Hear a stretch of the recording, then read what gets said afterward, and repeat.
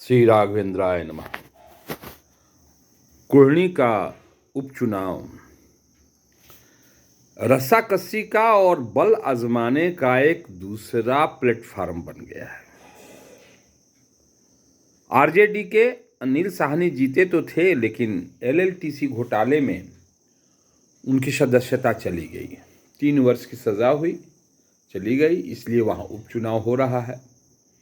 सुनने में आ रहा है कि ये चुनाव महागठबंधन से नीतीश कुमार की पार्टी जदयू लड़ेगी और विपक्ष में खड़ी होगी भारतीय जनता पार्टी।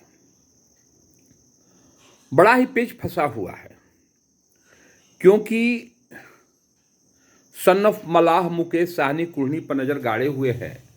उन्होंने कहा है कि 16 तारीख को यानी 16 नवंबर को हम नॉमिनेशन करेंगे, लेकिन अब वो पीछे हट गए हैं।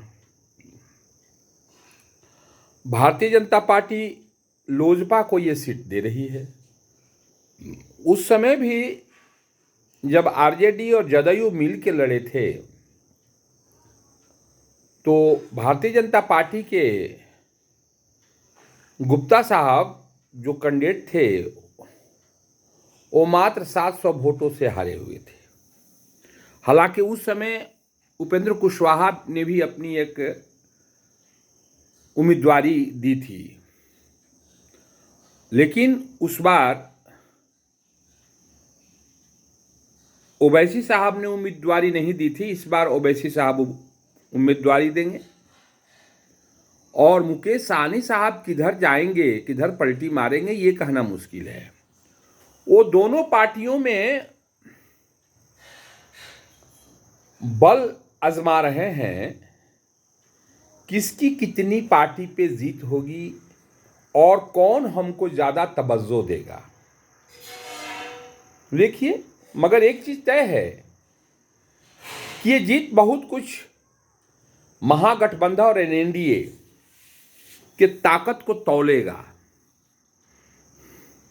महागठबंधन में भी पहले वाली ताकत न रही, ऐसा आप कह सकते हैं। मोकामा के उपचुनाव में जब जदयू ने अपना कैंडिडेट दिया था तो मात्र 42,000 वोट आया था अनंत सिंह के सामने, और उसी अनंत सिंह का जब जदयू ने समर्थन कर दिया आरजेडी के साथ, तो भारतीय जनता पार्टी 23 वर्ष के बाद अपना कैंडिडेट दिया, उसे 63,000 वोट आए। इस तरह से आप देख सकते हैं कि एक बड़ा ही वैचारिक द्वंद्व चल रहा है। अब लोग जानबूझ करके, सोच समझ करके अपना वोट दे रहे हैं, अपने वोटों के प्रति जागरूक हो गए हैं।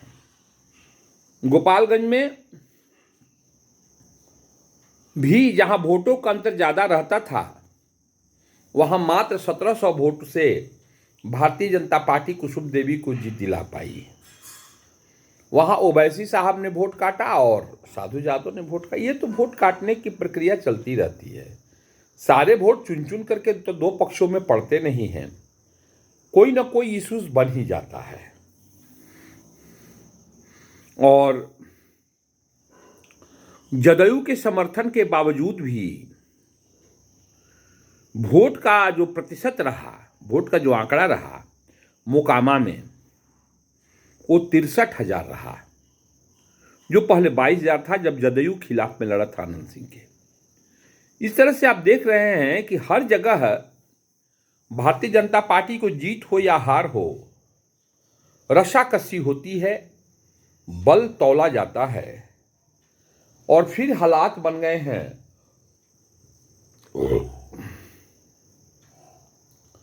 फिर हालात बन गए कुढ़नी में। अब कुढ़नी में क्या होगा? क्या मुकेश साहनी अपनी उम्मीदवारी देंगे? जो लगता है कि अब वो नहीं देंगे, और राष्ट्रीय जनता दल ने ये सीट खाली कर दी जनता दल यूनाइटेड के लिए, और वहां से कुशवाहा समाज से कैंडिडेट देने की बात हो रही है। इधर भारतीय जनता पार्टी ने लोजपा के लिए ये सीट दे दी है रामविलास पासवान के पुत्र श्रीमान चिराग पासवान को। अब यहां से वो जो चाहे कैंडिडेट खड़ा करें, जो भी हो। संघर्ष दिलचस्प होगा। और एक बात पर तो मुहर लग ही जाएगी, मेरी जहां तक मान्यता है कि पहले वाले हालात नहीं रहे। अब एनडीए महागठबंधन के मुकाबले के लिए तैयार हो गया है और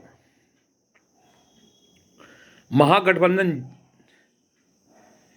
के सामने एनडीए जीत भी सकता है, हार भी सकता है। देखा जाए क्या होता है। धन्यवाद।